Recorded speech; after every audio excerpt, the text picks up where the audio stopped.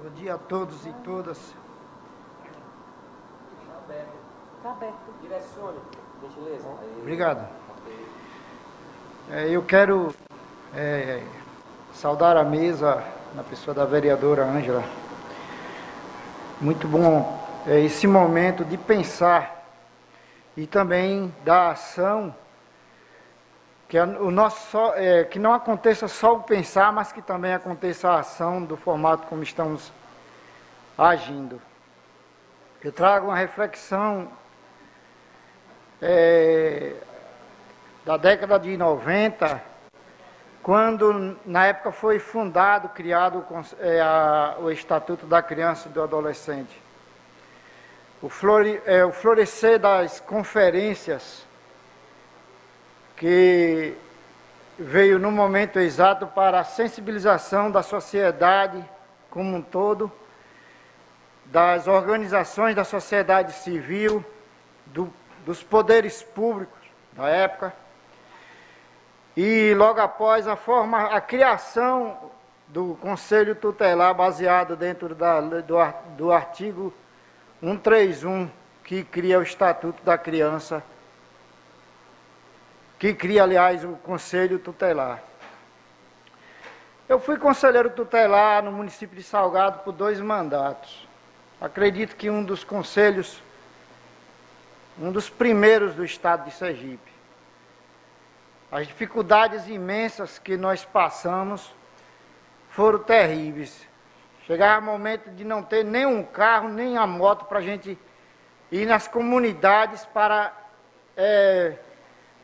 visitar ou conversar com os pais e procurar aquela criança ou adolescente que tinha sido vítima. Muitas vezes eu me lembro de pegar uma bicicleta emprestada, montar na bicicleta e me mandar para os povoados afastados 3, 4 léguas. Por muitas vezes fui ameaçado de morte até dentro da minha casa. E eu já com meus 2 filhos, mas eu aprendi que jamais eu poderia voltar atrás, porque era uma missão que a mim foi confiada. E eu observava muito que naquele momento do florescimento das conferências municipais dos direitos da criança e do adolescente, havia uma participação maciça das organizações da sociedade civil e também das organizações do poder público.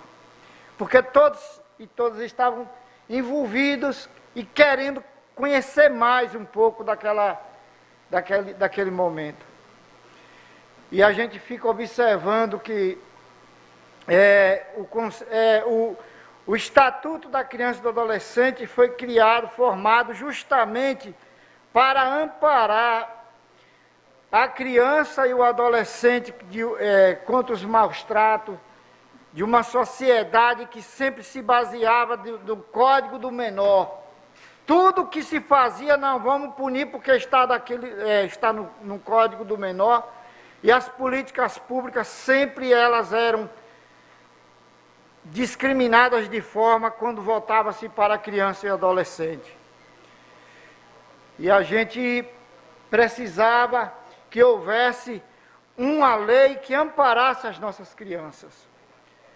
Senhoras e senhores, a gente fica muito preocupado chegar nesse período desse século e com esses dados aqui que o nosso ilustríssimo advogado colocou ali, que já é profetizando, né?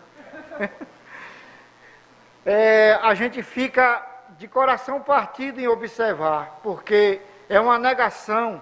É preciso que a sociedade participe ativamente.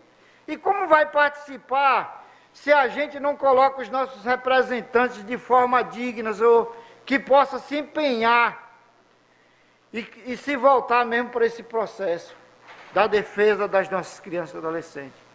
Então eu coloco aqui a importância da gente voltar mesmo a trazer a reflexão das nossas conferências, porque parece-me que precisa trazer esse processo como antes, o processo de formação, de sensibilização tanto da sociedade civil quanto das organizações do poder público, para que se volte a essa temática, para que a gente possa ter mais, seja mais amparado, com mais segurança. Seria essa a minha reflexão. Obrigado.